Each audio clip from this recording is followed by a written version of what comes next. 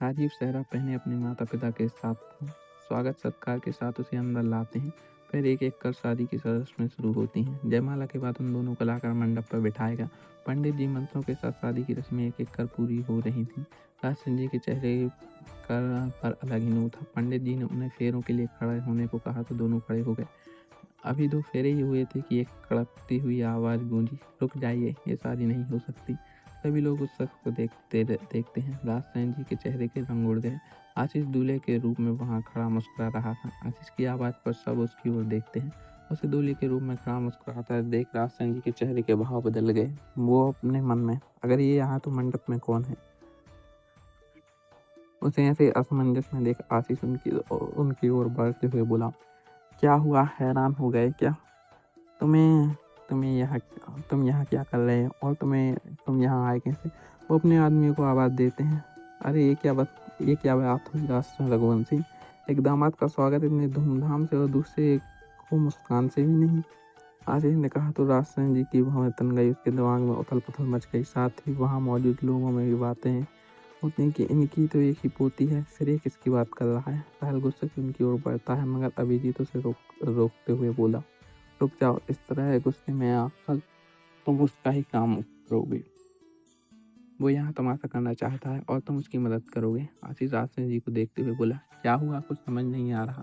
वैसे तुम्हारी दूसरी पोती कहाँ है?" राजसेन जी की आंखें चौड़ी हो गई। उसने तुरंत अपना फ़ोन निकाला कर रामवीर को फ़ोन लगाया मगर फ़ोन नहीं लग रहा और ना ही प्रताप जी का फ़ोन लगा। राजसेन जी के चेहरे पर चिंता के भाव भर आए। साधना, रुचिका, साहिल सब उनके पास आकर पूछने लगे।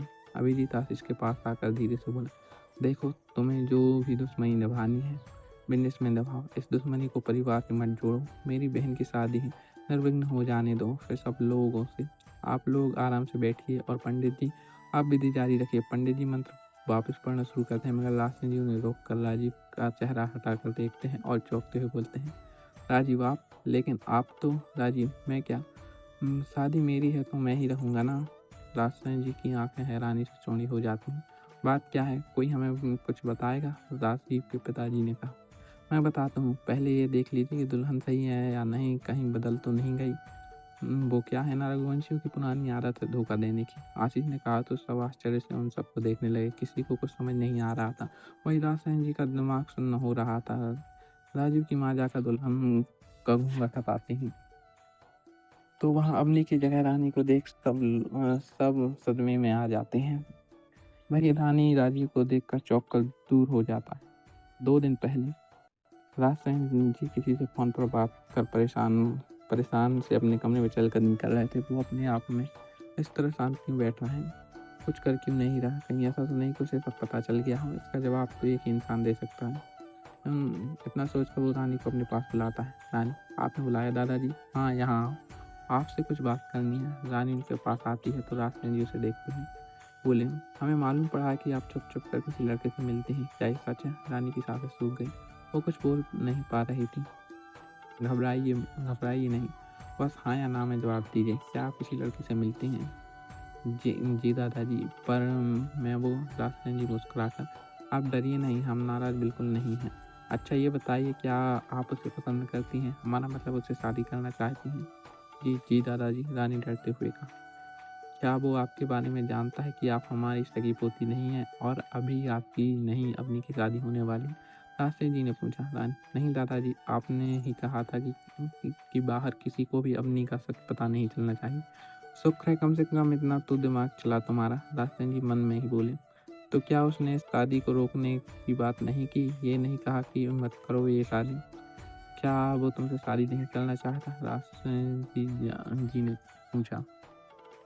"नहीं दादाजी, वो भी शादी करना चाहते हैं और वो तो कह रहा था कि मैं शादी से मना कर दूँ और जब मैंने कहा कि मैं मना नहीं कर सकती तो वो बोला कि आकर आपसे बात करेगा, पर पता नहीं क्यों नहीं आया अभी तक।" रानी ने कहा। "वो आया था और हमसे बात करके गया है। हमें तुम्हारी पसंद पसंद है।" "सच दादाजी?" रानी ने चहकते हुए कहा। "बिल्कुल सच, और इतना ही नहीं, हम सोच रहे हैं कि अवनी के साथ तुम्हारी भी शादी हो जाए और इसके लिए वो मान भी गया। अब हमारी दोनों पोतियों की शादी एक साथ होगी, पहले तुम्हारी फिर अवनी की।" राजसेन जी की बात सुनकर रानी के तो पंख निकल गए। वो खुशी से उनके गले लग गई। राजसेन जी उससे अलग करके बोले, ठीक है, लेकिन एक और बात, अभी ये बात घर में किसी को नहीं बताना, अवनी को भी नहीं। सरप्राइज है सबके लिए रानी। ठीक है, आप जैसा कहेंगे मैं वैसा ही करूँगी। रानी ने कहा तो राजसेन जी उससे जाने को कहा और फिर मन में, मतलब तुम शादी के दिन ही कुछ करोगे, पर तुम्हें पता नहीं तुम वही करने वाले हो जो हम तुमसे करवा रहे हैं। तुम्हारी शादी तो होगी, हम ही करवाएंगे, मगर असल झटका तुम्हें शादी के बाद लगेगा। तब तुम्हें पता चलेगा कि तुम हमारी पोती समझ रहे वो हमारी पोती ही नहीं है, और इसी के साथ तुम्हारी हार और हमारी जीत। ये सब सोचते हुए उनके चेहरे पर मुस्कान फैल गई। वो रामवीर जी और प्रताप जी को बुलाकर उन्हें समझाते हैं, रामवीर, प्रताप, आप दोनों अच्छी तरह से जानते हैं हमारा दुश्मन किस ताक में बैठा है। खैर, उसकी हार का इंतजाम तो मैंने पहले ही सोच रखा है, और इसी दिन के लिए रानी को पोती बनाया और अपनी को छुपा कर रखा। अब जब वो रानी को हमारी पोती समझ रहा है तो उससे शादी करने में एड़ी चोट का जोड़ लगाने दीजिए। हम भी पूरे भ्रम में रखेंगे उसे। जहाँ तक हमें लगता है वो चुपके से राजीव की जगह लेने देंगे उसे। हम राजीव की जगह पहले ही किसी और को दूल्हा बना देंगे, और जैसे ही आशीष चौहान उसकी जगह लेगा वो हमें खबर कर देगा। फिर हम रानी और पूरे परिवार के साथ होटल के लिए निकाल लेंगे, और आप दोनों आशा बहू के साथ यहीं रुकेंगे। फिर राजीव के आते ही हम उन दोनों की शादी यहाँ हो गई। रामवीर जी, वो सब तो ठीक है पिताजी, लेकिन फिर ये सब बात सभी को बतानी पड़ेगी। किसी को बताने की ज़रूरत नहीं है, सिर्फ राजीव और अवनी को बताना है। वो हम खुद देख लेंगे, बाकी आपसे जितना कहा गया है उतना कीजिए। रामवीर जी और प्रताप जी उनकी बात सुनकर वहाँ से चले गए। फिर राजसेन जी ने राजीव को फ़ोन कर उसे सारी बात बताते हुए बोला, देखिए बेटा जी, अब आपसे रिश्ता जोड़ने जा रहा है तो हम आपको सब बताना ज़रूरी समझे। तो जैसा समझाया है वैसा ही कीजिए, और ध्यान रहे इसके बारे में आपके अलावा किसी और को पता ना चले, आपके परिवार वालों को भी नहीं। राजीव जी, मैं सब समझ गया, आप निश्चिंत रहें। आपने जैसा कहा है वैसा ही होगा। कुछ देर पहले राजसेन जी अपनी कमरे में आए और राधिका, साधना और रानी और दीप्ति को तैयार कर चुके थे। राजसेन जी उसके सर पर हाथ फेरते बोले, बहुत प्यारी लग रही हूँ।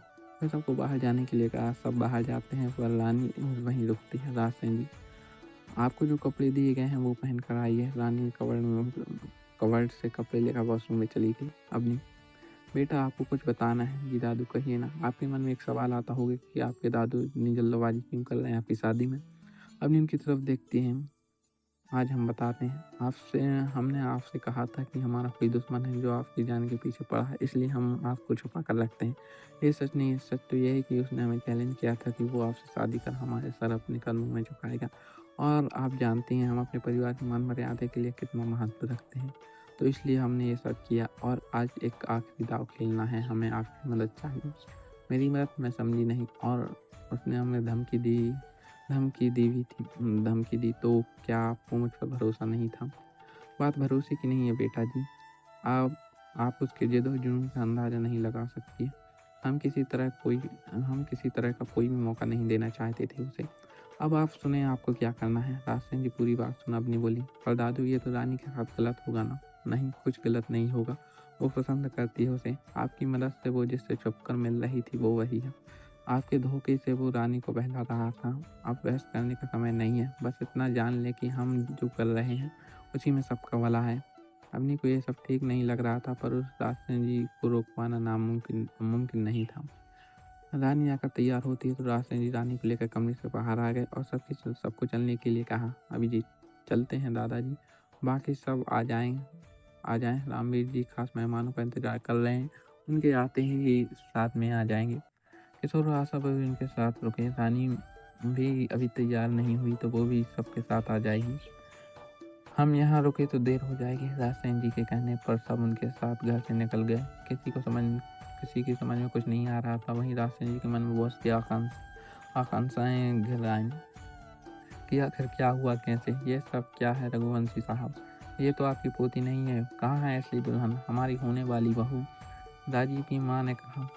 वहाँ मौजूद सब लोग हैरान थे, क्योंकि सब रानी को राजसेन की पोती मान रहे थे। ये सब लोग आपस में बातें करने लगे। वहीं राजीव के घर वालों के साथ अभिजीत और साहिल भी राजसेन से सवाल कर रहे थे, और उसके उलट में वो बस बार बार राम जी और किशोर जी को कॉन्टेक्ट करने की कोशिश कर रहे थे। उन्हें तो अंदेशा हो गया था कि आशीष ने कोई गहरी चाल खेली है, और शायद राजीव भी उसका मोहरा है, मगर कैसे, सब और कोलाहल था।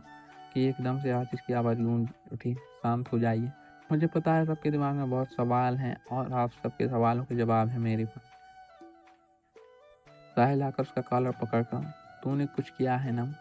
उस दिन धमकी भी दी थी तूने। कहाँ है आज? तूने ही गायब किया ना उसे। यहीं पर हमारी कहानी के सुबह शांत होता है। अगर आप लोग को हमारी कहानी अच्छी लग रही हो तो वीडियो को लाइक करके चैनल को सब्सक्राइब करें। मिलते हैं नेक्स्ट वीडियो में।